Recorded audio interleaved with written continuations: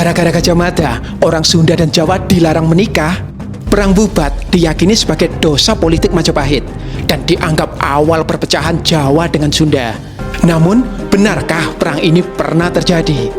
Apakah kelicikan Gajah Mada dalam narasi yang beredar selama ini cocok dengan fakta sejarah yang ada? Dan apa kaitan perang Bubat dengan Belanda dan perjuangan kemerdekaan kita? Oke teman-teman, kita masih di Indonesia dan dalam Gibah Sejarah kali ini kita akan mengungkap apa yang sesungguhnya terjadi dalam perang Bubat menurut sumber-sumber Jawa dan Sunda. Yuk.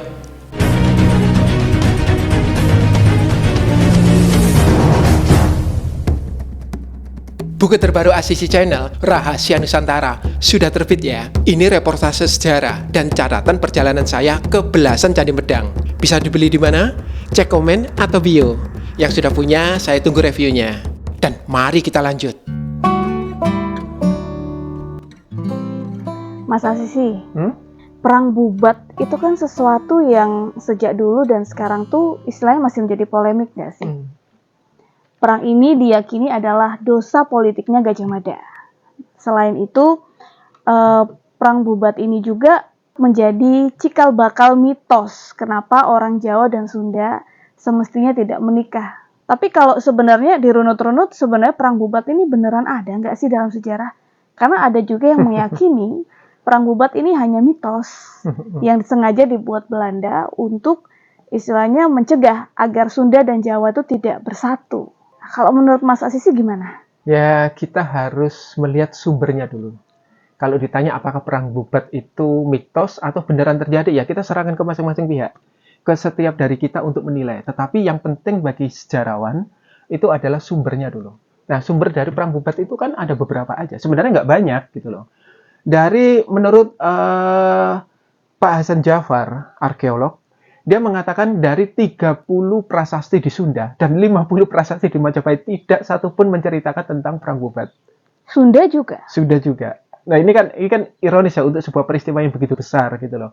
Nah kebanyakan kita mendapatkan berita tentang Perang Bubat dari sastra. Nah sastra ini kita urutkan. Ada yang namanya Pararaton. Yang selanjutnya kemudian ada namanya Carita Parahyangan. Kemudian ada Kidung Sunda dan Sundayana. Nah, yuk kita urutkan. Dari sekian banyak sumber sastra itu, menurut saya yang paling tua adalah Pararaton. Nanti kita jelaskan alasannya. Emangnya Pararaton ditulis tahun berapa? Pararaton itu salinan tertua yang kita dapat memang tahun 1600. Itu salinan tertua. Tetapi dugaan dari Pak Hasan Jafar, arkeolog, Pararaton itu kemungkinan di akhir abad 15. Karena di sana tertulis tentang sebuah gunung meletus, ya gunung meletus, yang gunung meletus itu terjadi di akhir abad 15 itu. Dan itu peristiwa terakhir yang diketahui oleh penulis Pararaton. Lebih maju lagi dia nggak bisa melihat. Jadi kemungkinan itu masa terakhir Pararaton asli ditulis. Oh, jadi begitu ya? Betul. Cara memperkirakannya itu dengan melihat peristiwa yang ada pada bagian akhir dari kitab atau karya sastra itu. Betul. Masalahnya kan peristiwa atau berita-berita di dalamnya bisa kita konfirmasi dengan sumber-sumber prasasti dan memang cocok. Bahkan beberapa peristiwanya kita konfirmasi dengan sumber Tiongkok cocok. Ketika bangsa kita sendiri tidak memiliki sumber tentang pengkhianatan Dyawijaya, justru malah Pararaton memberitakan itu, ada pengkhianatan itu. Dan kemudian setelah dicocokkan dengan sumber Tiongkok, ya ada memang. Itu membuktikan salah satu dari nilai kredibilitas dari Pararaton. Dan sebenarnya kita sudah pernah bahas juga ya di episode sebelumnya dari Gibah Sejarah yang teman-teman bisa cek. Nah, kembali lagi ke Pararaton tadi. Berarti salah satu sumber tertua tentang Perang Bubat itu adalah Pararaton. Saya menduga Pararaton. Apa yang diceritakan Pararaton? Maksudnya, apakah yang diceritakan Pararaton itu sama dengan ya cerita-cerita atau narasi tentang Perang Bubat yang kita tahu saat ini? Nah, ini menarik nih. Pertama-tama saya urutkan tadi ya, urutannya dulu, sebentar aja. Pararaton, setelah itu ada namanya Carita Parahyangan, yang ditulis pada paruh akhir abad 16. Jadi kalau Pararaton di 15 akhir, Carita Parahyangan di paruh akhir abad 16. Jadi agak deketan. Nah, Pararaton itu sumber dari Jawa, Carita Parahyangan sumber dari Sunda. Menurut saya, dua ini cukup kuat. Gitu ya. Kemudian baru di belakang itu muncul namanya Kidung Sunda dan Sundayana. kita mulai dari Pararaton dulu. Di Pararaton itu ceritanya cukup singkat dari sudut Jawa, di mana Raja Jawa, Hayam Wuruk, waktu itu ingin seorang putri Sunda. Oke, kemudian dikirimlah seorang patih atau utusan untuk melamar. Setelah itu diterima lamarannya, kemudian Raja Sunda beserta putri yang akan dinikahkan itu datang bersama rombongan. Tidak diceritakan berapa jumlahnya. Kemudian mereka diletakkan di Bubat, karena memang harusnya nggak langsung ketemu di istana. Sehingga entah pihak mempelai putri yang akan datang ke mempelai pria atau pihak keluarga mempelai pria yang akan datang ke mempelai putri itu kan diputuskan belakangan. Yang penting terpisah dulu. Setelah itu, di dalam Pararaton kita harus hati-hati. Pararaton itu kita baca berurutan tiap peristiwanya. Berurutan, ya. Urutan selanjutnya adalah para menak atau orang-orang dari Sunda ini meminta pesta sambutan. Mereka minta pesta. Kenapa kok nggak ada pesta seperti itu? Dan kemudian karena mereka meminta pesta, kemudian Gajah Mada datang. Gajah Mada datang untuk mengklirkan situasi, yaitu apa? Ini tidak ada pesta sambutan seperti yang Anda harapkan. Seolah-olah putri itu akan dipersembahkan sebagai permaisuri. Karena dia kalau di Pararaton itu seperti putri-putri yang lain yang dipersembahkan kepada raja. Sekarang pertanyaannya, sastra yang sama, ini sastra yang sama ya Pararaton, itu sebelumnya juga menceritakan tentang Dara Petak, Dara Jingga. Dari Melayu. Ya? Dari Melayu, dari putri Raja Melayu yang kemudian dibawa untuk dipersembahkan kepada Raja Kertanegara. Gitu ya. Yang kemudian salah satunya menjadi istri Dyah Wijaya, menurunkan Jayanagara. Kan gitu menurut analisis Prof. Slamet Mulyana. Nah, kalau sastranya sama, jangan-jangan konteksnya itu juga sama. Kita nggak boleh tercerabut dari konteks. Ini sama-sama Pararaton, yang satu menceritakan dua putri yang dipersembahkan. Yang ini juga sama, putri yang juga dibawa ke Majapahit. Yang Pamalayu itu juga sama, putrinya dibawa ke Singasari. Sama persis. Apa jangan-jangan konteksnya harusnya sama? Jadi Gajah Mada melihat itu apa konteksnya harusnya dilihat secara sama. Kan gitu. Nah, kemudian mereka menyatakan pokoknya minta pesta sambutan. Gajah Mada mengatakan tidak ada pesta gitu. Kemudian ya mereka kemudian mungkin panas ya. Kemudian berita selanjutnya di dalam Pararaton itu Gajah Mada balik. Dia menemui salah satu paman Hayam Wuruk. Ya, salah satu paman Hayam Wuruk mengatakan melaporkan situasinya seperti ini dan itu. Oke, setelah dia melaporkan situasinya seperti ini dan itu, peran Gajah Mada sudah tidak ada lagi. Gajah Madanya kemana? Tidak disebutkan. Kemudian yang bergerak itu si pamannya Hayam Wuruk ini. Dia kemudian mengambil tandu, kemudian dibawa ke lokasi. Nah, di tengah lapangan Bubat ini sendiri di pihak Sunda, ini menurut Pararaton, itu pecah menjadi dua kelompok. Satu kelompok ingin agar putrinya diberikan aja. Udahlah, kita sudah melakukan tugas kita, putri diserahkan. Jangan-jangan konteksnya sama dengan Pamalayu tadi. Nah, yang kedua, kelompok kedua, ini para menak. Tidak mau, kita mau pesta. Ya, intinya itu sebenarnya pengen pesta gitu loh. Kita mau pesta gitu. Jadi dua kelompok ini akhirnya sedikit ribut, kemudian si para menak mengatakan kita siap untuk mati. Para menak ini sebenarnya siapa? Para menak ini para bangsawan. Para bangsawan mungkin di masa itu mungkin orang-orang berpengaruh, mungkin juga pahlawan kayak gitu ya. Tidak dijelaskan. Tetapi yang pasti para menak ini orang-orang yang punya pengaruh besar. Jadi mereka ingin pesta, rela untuk mati untuk itu. Jadi ada dua kelompok yang kemudian satu meminta pesta dan tidak. Kemudian yang meminta pesta tetap ngotot kita harus menuntut adanya pesta. Terus gimana? Kemudian muncullah pasukan Majapahit mengepung. Nah ini analoginya seperti ini. Seseorang datang ke ibu kota, kemudian mereka ada sedikit kisruh gitu. Otomatis polisi yang dilakukan kan ada mengamankan. Karena itu Pararaton menggunakan 3 kata untuk mengatasi peristiwa ini. Yang pertama adalah angepung. Yang kedua adalah anangkis sanjata. Dan yang ketiga adalah baru perang. Perang artinya perang. Angepung itu artinya mengepung. Kedua, anangkis sanjata. Anangkis senjata itu bertahan. Yang ketiga, perang. Perang itu perang. Jadi, ketika masih mereka ada sedikit panas di antara mereka, yang dilakukan adalah apa? Kalau dalam istilah polisi kita sekarang, dilokalisasi, diamankan dulu. Ketika mereka sudah tak terkendali, mulai. Kan anangkis sanjata, artinya sudah ada serangan. Sampai pada akhirnya nggak terkendali, baru dilakukan tindakan represi. Kan gitu. Urut-urutannya kan seperti itu. Baru muncul kata perang atau perang. Nah, itu sudah perang banget, itu sudah ramai banget.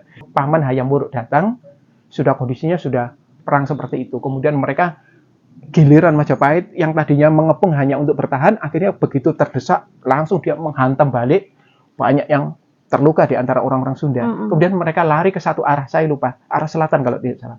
Jadi kemudian mereka lari ke satu arah yang oleh penulis Pararaton dikatakan ke arah Gajah Mada atau ke arah rumah Gajah Mada. Oh. Jadi kemungkinan ini dari sudut Majapahit penulisnya.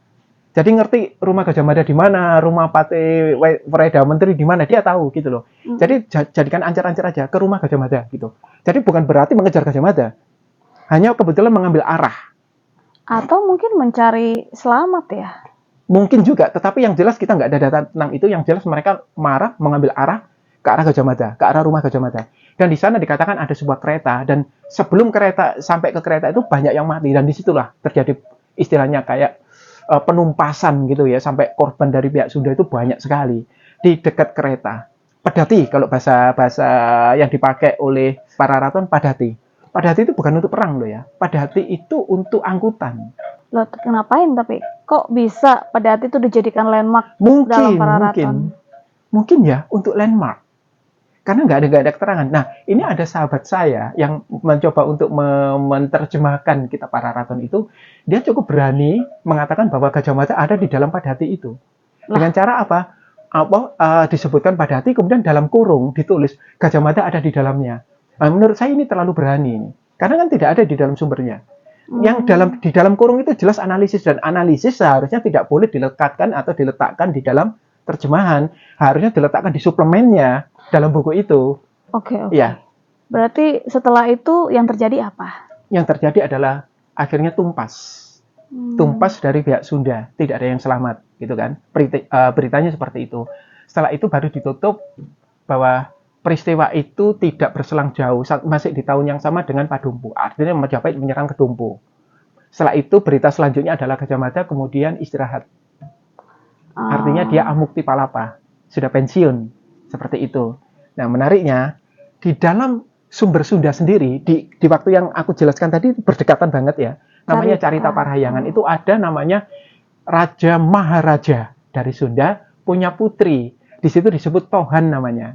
Yang egonya tinggi mungkin ya, keinginannya itu tinggi sekali menurut Kidung itu. Keinginannya tinggi sekali, dan dia nggak mau menikah dengan orang Sunda. Oh, selera tinggi. Selera tinggi. Maunya mas-mas dia Jawa. Dia maunya sama mas-mas Jawa. Maunya sama mas-mas Jawa. Ini supremasi mas-mas Jawa sejak dulu kala ini kayaknya. Jadi gitu, dia maunya gitu. Akhirnya diantarlah ke sana. Setelah itu peristiwanya nggak disebut, karena ini kan dari sudut Sunda. Ini bagus. Dari sudut Sunda, yang tahu bahwa orang Sunda mendengar bahwa mereka akhirnya menghadapi perang dengan Majapahit. Beritanya selesai sampai di situ. Oh, jadi singkat aja sebenarnya, nggak banyak cerita. Sangat singkat sekali beritanya. Putri itu ingin menikah dengan orang Jawa karena tidak mau menikah dengan pria Sunda. Kemudian diantar ke Jawa, diiringi dengan iringan yang banyak. Kemudian terlibat perang dengan Majapahit. Selesai sampai di situ. Tapi itu jadi masuk akal, karena apa? Di Pararaton dikatakan tidak ada saksi mata lagi, tumpas mereka. Begitu tumpas, bagaimana bisa orang Sunda menuliskan dengan detail? Kan nggak bisa. Jadi Carita Parahyangan cukup bagus ketika melihat dari sudut Sunda yang mereka melepas kepergiannya, tahu-tahu nggak pulang, kan gitu. Soal kejadiannya gimana mereka nggak tahu. Jadi hanya selintas itu aja yang mereka tahu tentang perang Bubat, tentang insiden di Bubat itu. Betul, hanya selintas itu aja gitu loh. Detailnya tidak diceritakan. Dan ini sangat kalau aku bilang sangat melengkapi sekali. Dari sudut Jawa bisa memberikan detailnya, dari sudut Sunda kemudian melihat peristiwa dari sudut mereka, tidak ada detailnya tetapi keberangkatannya ada, dikonfirmasi. Dan bahwa berita ada perang di Majapahit dikonfirmasi juga. Dan ini bagus kan? Jadi saling melengkapi. Nah, sumber selanjutnya apa? Kidung Sundayana dan Kidung Sunda. Nah, ini dia baru. Kidung Sunda itu ditulis di Bali, ya kan? Bukan ditulis di Sunda. Bukan di Jawa juga. Bukan di Jawa juga. Tidak tahu apakah dia ditulis di Jawa atau di Bali. Tetapi yang jelas ditemukan di Bali. Nah, di situ mulai detail. Wah, kekejaman, mulai detail. Bagaimana Gajah Mada dicaci maki, dan anehnya di situ malah yang disalahkan Gajah Mada. Gajah Mada disalahkan karena dianggap putri diminta untuk dilamar oleh Hayam Wuruk, datang. Kemudian Gajah Mada mengatakan ini dan itulah, intinya ini untuk persembahan seperti yang dilakukan oleh Nusantara. Kemudian marahlah mereka, terjadi istilahnya kekejaman itu. Sampai diceritakan putrinya itu kemudian bunuh diri. Cukup detail. Tetapi uniknya, setelah peristiwa itu selesai, kemudian Hayam Wuruk sedih. Begitu Hayam Wuruk sedih sekali, kemudian dia, apa yang terjadi? Hayam Wuruk kemudian sakit. Tak berapa lama kemudian meninggal. Oh. Setelah itu Gajah Mada disalahkan. Oh, ini pasti penyebab Gajah Mada. Orang Majapahit marah kan. Kemudian dikepung lah. Kemudian Gajah Mada lari ke halaman rumahnya. Dia pakai baju yang lengkap dengan segala kebesarannya. Kemudian dia beryoga. Dan setelah beryoga dia hilang. Moksa. Kembali ke alam Wisnu katanya. Hilang. Seperti itu. Nah, cerita ini kan aneh gitu kan. Karena Hayam Wuruk masih hidup lama setelah peristiwa itu. Ini tidak sesuai dengan sumber primer manapun. Jadi kemungkinan Kidung Sunda dan Sundayana itu dibuat untuk pengembangan di belakang. Sehingga banyak yang menduga Kidung Sunda atau Sundayana itu setelah abad 16 ini. Lebih baru lagi. Oh. Karena di dalamnya sudah ada kosakata Arab atau Persia. Loh, serius? Ada kata-kata Islami di dalam itu, Kidung Sundayana atau Kidung Sunda? Ya, sebenarnya kosakata dari ini ya, dari Persia sebenarnya. Artinya kan waktu itu Islam sudah cukup kuat gitu kan. Pasti kemungkinan setelah abad 16 ya, atau sekitar abad 16 akhir lah. Jadi di dalamnya juga ada kosakata untuk bedil, untuk senjata api gitu kan. Jadi ya kemungkinan dia lebih baru, lebih muda lah usianya. Nah, berarti narasi yang kita tahu selama ini tentang Perang Bubat di media sosial, di portal berita dan sebagainya itu sepertinya diambil dari Kidung Sunda atau Sundayana ini ya Mas Asis ya? Bukan dari para raton, juga bukan dari Carita Parahyangan. Betul. Kalau dikembalikan, kalau kita setia pada peringkat sumber ya, ada primer, sekunder, dan seterusnya. Untuk peristiwa Bubat yang terjadi di abad ke-14, semestinya memang para raton ini sekunder, sampai ke belakang. Semua sumber ini sekunder semuanya. Tidak ada yang primer. Tidak ada yang primer. Tetapi di antara sekunder ini paling kuat para raton. Kemudian Carita Parahyangan. Itu kuat sekali.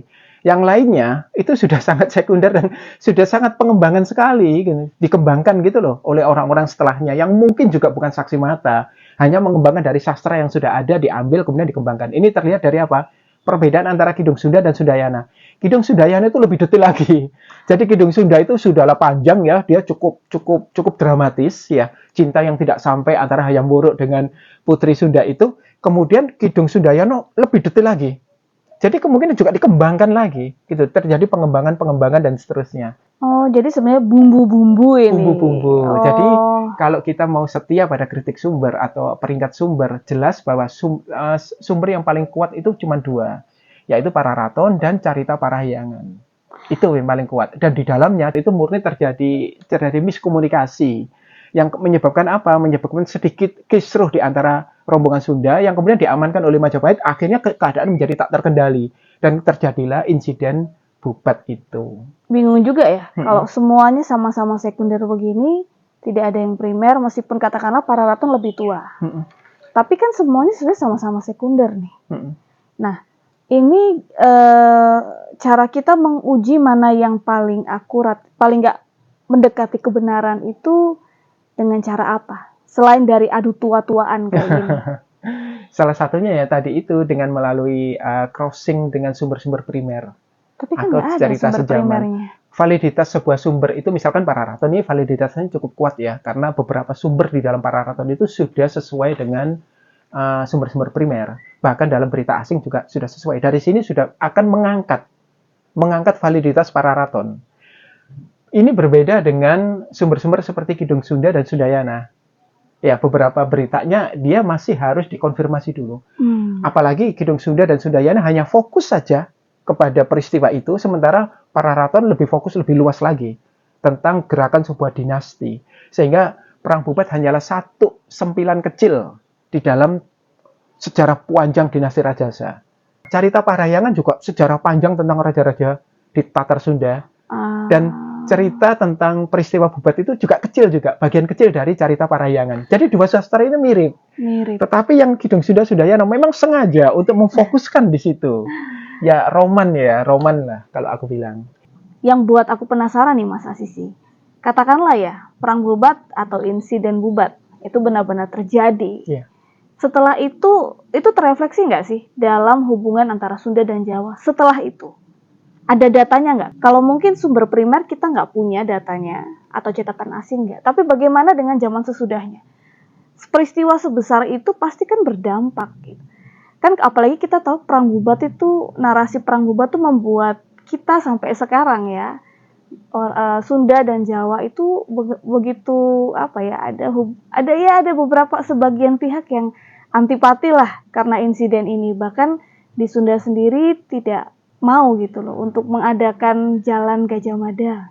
Itu berpengaruh sampai sekarang ke kita. Nah, tapi apakah di zaman yang lalu, di zaman yang lebih tua, setelah perang Bubat terjadi itu ada nggak sih efeknya dalam hubungan antara Sunda dan Jawa?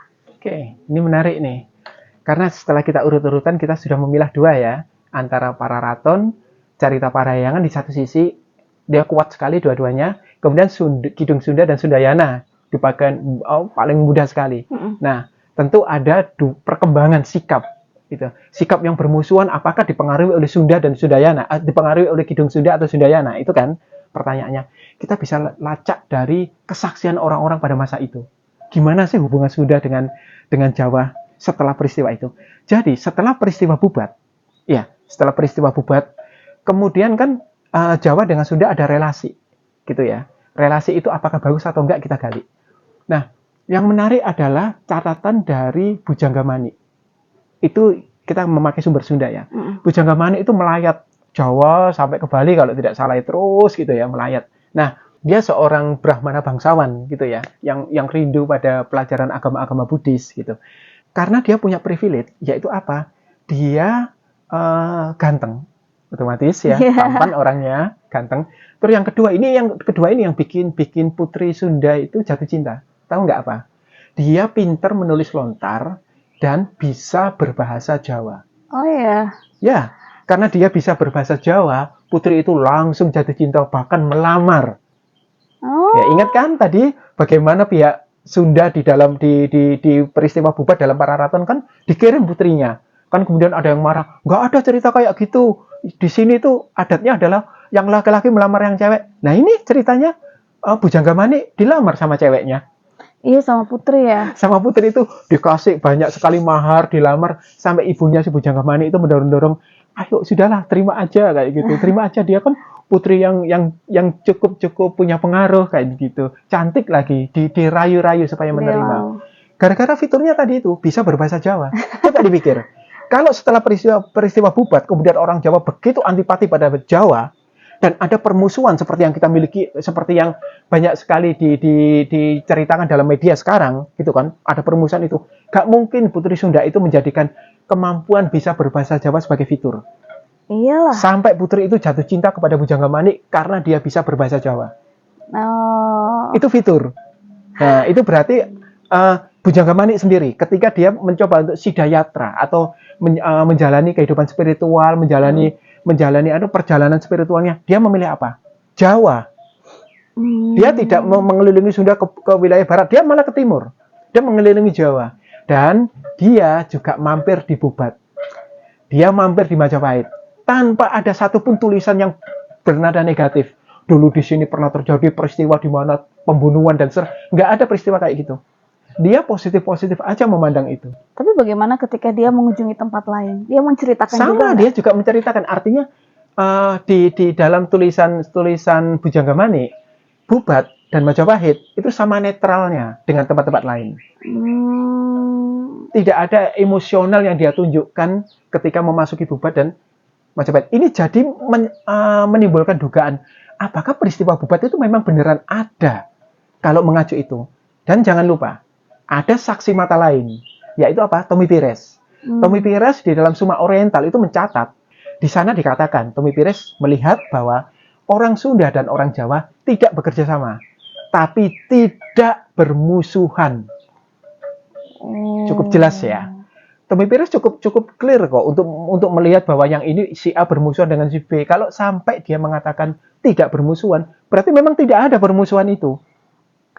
Bujangga Manik dan Tommy Pires duluan mana? Bujangga Manik dan Tommy Pires itu agak deketan. Bujangga Manik itu diduga tulisannya itu sebelum abad 16. Kemungkinan diduga pada masa 15 akhir. 15 menuju akhir. Karena di sana dia dikatakan beberapa tempat di Majapahit itu masuk ramai digunakan. Salah satunya Palah atau yang di Candi Panataran itu masuk ramai digunakan. Dan Majapahit juga masih dikenal oleh dia. Nah, Tommy Pires itu di abad 16. Di masa ketika Demak itu sudah mulai menyerang dan seterusnya, sudah mulai terjadi peperangan antara Demak dan Daha. Majapahit sudah nggak ada di dalam catatan Tommy Pires. Oke, jadi memang ada perkembangan relasi ya.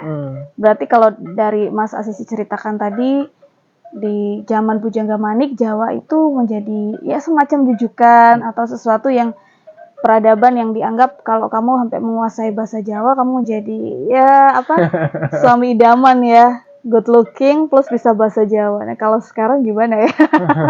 Nah tapi kemudian di masa setelahnya ada perkembangan lagi, yaitu Jawa dan Sunda bersebelahan, hidup berdampingan, tidak bekerja sama tapi juga tidak bermusuhan. Ya mungkin seperti ini ya. Kalau kita tinggal di kompleks perumahan di kota-kota ya tahu sama tahu lah, tapi jalan masing-masing gitu. Ya itu kerukunan tetangga sih sebenarnya. Antara Sunda dan Jawa hidup bertetangga, tidak saling ngurusi, tetapi juga masih ada relasi-relasi kecil kayak gitu. Ini benar-benar kayak menjungkir balikkan pandangan orang tentang setelah peristiwa Bubat apa yang terjadi. Kan gambaran orang kan setelah peristiwa Bubat ada permusuhan.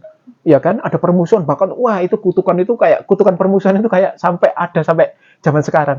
Tetapi kalau kita mengacu pada Pujangga Manik, Pujangga Manik, terus kemudian Tommy Pires atau Suma Oriental, nggak ada itu permusuhan ternyata. Tapi menurut Mas Asisi gimana? Sebenarnya terjadi atau enggak? Atau terjadi tapi narasinya mungkin berbeda dengan yang selama ini kita tahu? Mari kita bangun dari 4 sumber itu aja. Pararaton, Carita Parahyangan, Pujangga Manik, dan Suma Oriental. Mari kita bangun dari situ. Kemungkinan memang terjadi. Tetapi tidak sampai seperti yang digambarkan orang zaman sekarang. Kemudian terjadi permusuhan. Kayaknya enggak. Karena apa? Di dalam Carita Parahyangan, yang sumber Sunda sendiri, yang aku sebut tadi, yang disalahkan siapa dalam peristiwa ini? Tahu nggak siapa? Kaget pasti. Si putri itu yang disalahkan. Tohan itu. Karena keinginannya terlalu besar, tidak mau bersuamikan orang Sunda, maunya orang Jawa. Dia pergi ke Jawa diiringi sekian banyak, akhirnya dapat perang dari Majapahit. Itu malah yang disalahkan. Kalau ini kan kita lihat seperti sebuah rumah tangga di mana anaknya sedikit punya keinginan besar lah. Ya sudahlah, kamu akan tanggung sendiri resikomu, kan gitu, mirip kayak gitu kan? Ya, tapi kasihan sih kan, memang dia menginginkan calon terbaik gitu loh. Intinya gini. Peristiwa itu mungkin saja pernah terjadi, tetapi tidak sampai menimbulkan permusuhan yang bagaimana antara Jawa dengan Sunda. Kemungkinan ya, kalau mengacu pada Pujangga Manik dan Suma Oriental. Tapi kenapa sekarang narasi yang berkembang seperti itu? Persoalannya ini, ketika kemudian Profesor Sissy Burke menerjemahkan Kidung Sunda dan Sundayana, itu kemudian dia meyakini dan memberitakan kemana-mana bahwa ini sangat historis. Sangat historis sekali. Padahal tidak ada data apapun tentang waktu penulisannya. Dia caranya itu simple. Sekali lagi ini dugaanku. Dia menggunakan ilmu pengetahuan, narasi sejarah, untuk membuat Indonesia tidak bersatu. Ini kita detek dari ini. Dia menganalisis bahwa Prapanca yang mencatat Mandala Majapahit, itu sebenarnya nggak terjadi beneran. Itu cuma mimpinya Prapanca. Yang kedua, dia mati-matian mengatakan Kidung Sunda itu adalah historis. Dengan cara apa? Di situ kan ada seorang patih dari Sunda. Nah, patih ini punya kuda. Nah, dianggap kudanya ini sama dengan kudanya Ranggalawe. Di dalam Kidung Ranggalawe. Maka Kidung Ranggalawe itu oleh sejarawan kan sudah mulai dianalisis.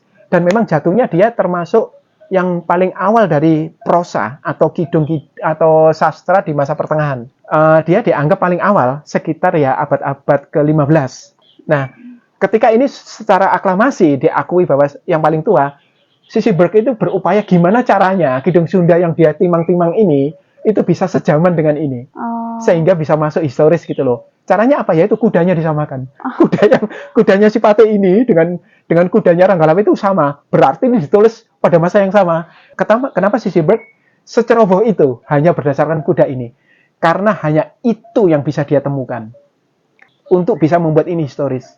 Hanya itu yang dia bisa temukan. Coba kalau dia bisa temukan yang lebih kuat lagi, dia pasti akan gunakan itu.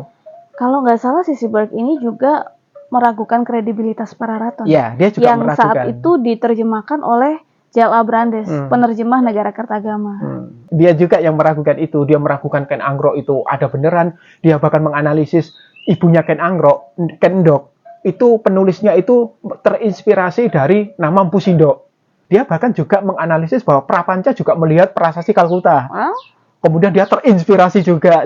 Jadi banyak sekali blunder-blunder yang dilakukan oleh Profesor Sisselberg ini untuk membuat Indonesia terpecah-pecah. Itu kan masa Indonesia sedang baru merdeka tuh, sedang menyatakan sebagai NKRI, Negara Kesatuan, gitu kan ya. Tetapi kemudian ada perang narasi didasarkan pada sejarah. Ingat, Insinyur Soekarno dalam pidato BPUPKI yang pertama, ingat, dia menggunakan Sriwijaya, dia menggunakan Majapahit sebagai national state, model bagi Indonesia yang akan dibentuk. Sejarah-sejarah digunakan sebagai dasar untuk pergerakan nasionalisme pada masa itu, termasuk bahwa membuktikan bahwa Indonesia itu sudah sangat ingin untuk merdeka. Artinya apa?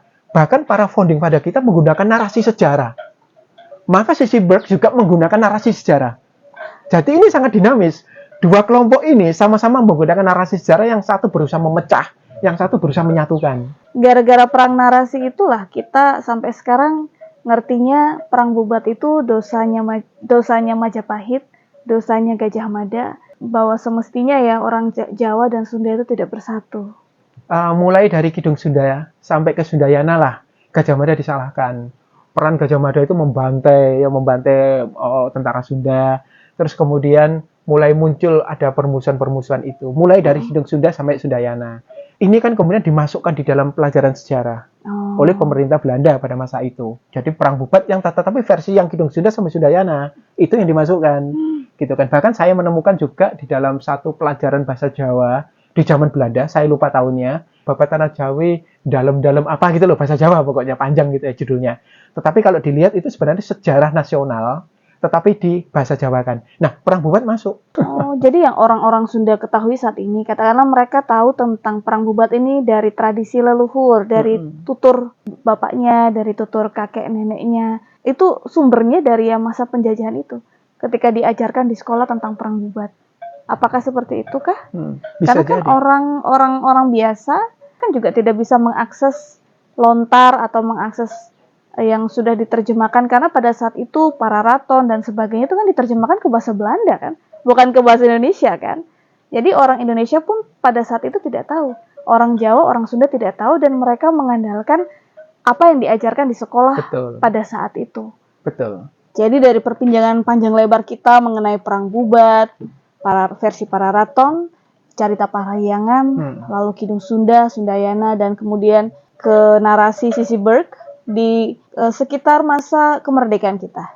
Kira-kira apa yang bisa kita pelajari? Banyak yang kita bisa pelajari. Yang pertama, pentingnya untuk kita belajar sejarah, melek sejarah. Bukan sekedar sejarah, tapi sejarah yang didasari pada kritik sumber dan peringkat sumber. Supaya bisa kita cek validitas setiap narasi sejarah yang ditawarkan kepada kita. Kadang-kadang kita ini nggak ngerti loh. Banyak sekali saya lihat susah memisahkan antara analisis dengan data sejarah.